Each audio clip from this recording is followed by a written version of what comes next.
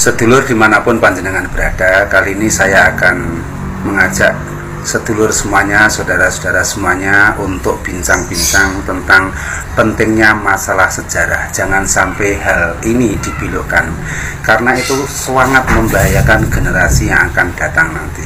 Dan ini sudah disambut dengan tangan terbuka oleh Profesor Menak yang baru, Profesor Menteri Agama yang baru, yaitu bahwa beliau dalam pidatonya akan mengembalikan sejarah pada sejarah yang benar. Pertama yang harus kita luruskan adalah tentang sejarah tentang penentuan Hari Raya Kemerdekaan Republik Indonesia. Ada kalangan Habib yang mengatakan bahwa penentuan Hari Raya penentuan Hari Kemerdekaan 17 Agustus tahun 1945 itu adalah ditentukan oleh para Habib. Dikisahkan dalam pidatonya pada malam hari sebelum penentuan 17 Agustus sebagai hari kemerdekaan, katanya Bung Karno sowan kepada Habib untuk menentukan hari yang pas untuk melaksanakan kemerdekaan Republik Indonesia. Nah, dari situ saya kemudian mencoba tanya-tanya kepada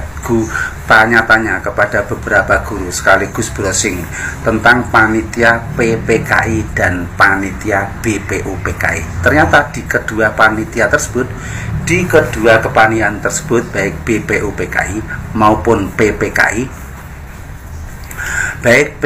maupun BPUPKI itu sama sekali tidak ada anggota yang berasal dari Habib. Maka ini hal yang aneh.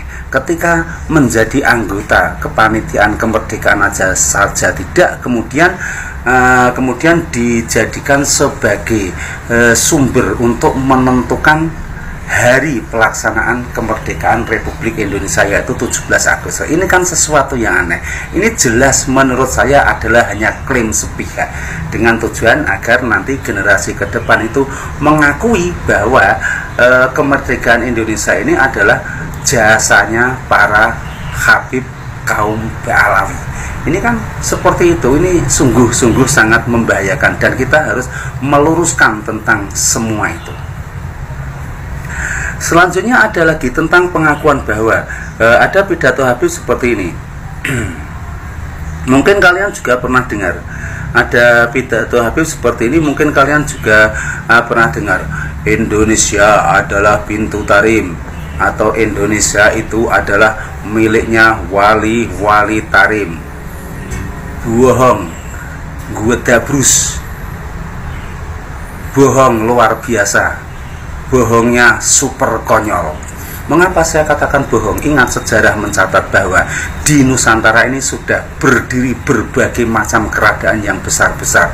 Mulai abad keempat itu sudah ada kerajaan. Di antaranya abad keempat adalah kerajaan yang berdiri pada abad keempat, Kerajaan Kutai Martadipura. Itu abad keempat. Kemudian abad ke-7 ada kerajaan yang sangat besar, yaitu namanya Sriwijaya. Kemudian lagi yang abadnya masih jauh-jauh, yaitu abad ke-13, yaitu Kerajaan Singosari. Kemudian abad ke-10 Kerajaan Bali kuno. Belum lagi Kerajaan Majapahit yang mulai didirikan abad ke-13. Jadi Nusantara ini sudah dihuni oleh manusia dalam jumlah yang sangat banyak dengan sistem pemerintahan yang sangat bagus. Sementara kita tahu kan bahwa kapan kaum Ba'alawi datang ke Indonesia itu kurang lebih abad ke-18. Nah, kok mereka tiba-tiba dari kalangan mereka tiba-tiba ada yang mengatakan bahwa Indonesia milik wali-wali tarim. Itu nalarnya bagaimana, mikir? Mesti nggak kecekel. Jadi abad keempat di Indonesia sudah ada, di Nusantara sudah berdiri banyak kerajaan-kerajaan besar. Abad ke-7 apalagi. Kemudian mereka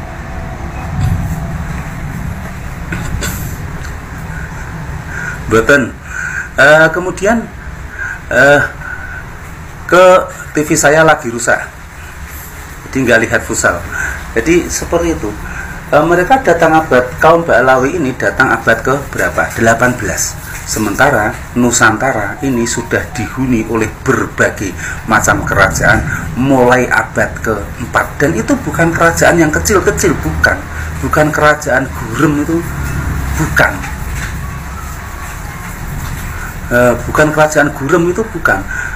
Jadi ini sesuatu hal yang aneh kalau sampai mereka mengklaim bahwa Indonesia itu adalah Bintu Tarim atau Indonesia itu adalah miliknya wali-wali Tarim, itu aneh. Kecuali kalau mereka datang pertama kali ke Nusantara dengan kondisi Nusantara masih hutan belantara, belum ada manusianya sama sekali, kemudian mereka datang. Ini masih agak masuk akal. Mereka kemudian mengklaim bahwa Indonesia ini milik Tarim kalau mereka datangnya pertama kali ketika Nusantara masih dalam hutan belantara, belum ada penghuninya. Ini agak wajar. Tapi mereka ini datang di akhir, bukan datang yang pertama. Datang pada saat Indonesia Nusantara sudah dihuni oleh banyak manusia dengan sistem pemerintahan yang sangat baik. Ini kan pembohongan.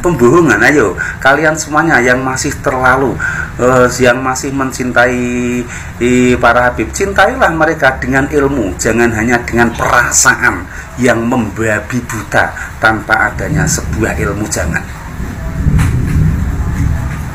Kemudian lagi kebohongan yang mereka katakan diantaranya adalah klan Ba'alawi mengatakan sebelum klan Ba'alawi datang, ini ada yang mengatakan seperti itu, sungai-sungai di Indonesia itu kering, tidak ada airnya.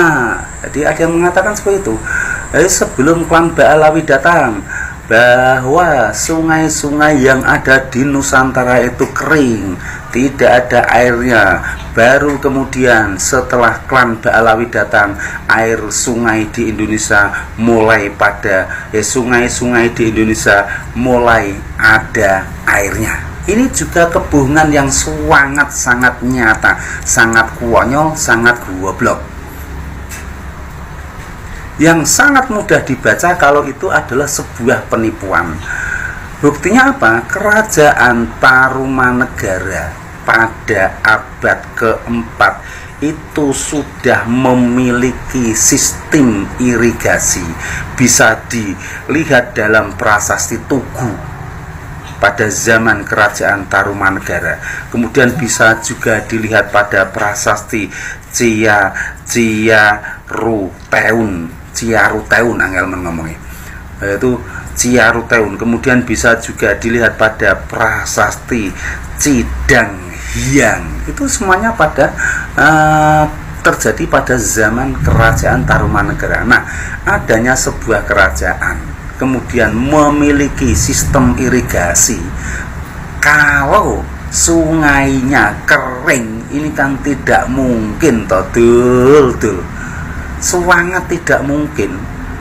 Jadi kebohongan yang sangat nyata, sangat konyol, sangat bodoh kalau sampai ada orang percaya bahwa sebelum klan Ba'alawi datang, sungai-sungai di Indonesia kering, kemudian dengan datangnya Ba'alawi, sungai-sungai di Indonesia mulai ada airnya. Ini sungguh merupakan kebohongan yang sangat nyata. Teman-teman semuanya, saudara-saudara semuanya dimanapun Anda berada di seluruh tanah air, ingat, di dalam kitabnya Mbah Kiai Haji Hasyim Asy'ari juga disampaikan bahwa pada akhir zaman akan ada tanda-tanda kiamat. Tanda-tanda kiamat itu diantaranya adalah banyak orang-orang yang sangat tekun dalam beribadah, akan tetapi obadun juhalun, tetapi orang tersebut bodoh. Artinya tidak ada semangat, tidak berilmu, tidak ada semangat atau dia tidak berilmu sama sekali. Wakura'un fusakun juga pada orang-orang yang ahli dalam membaca Al-Quran, ahli dalam membaca hadis, tapi fasik, perilakunya jauh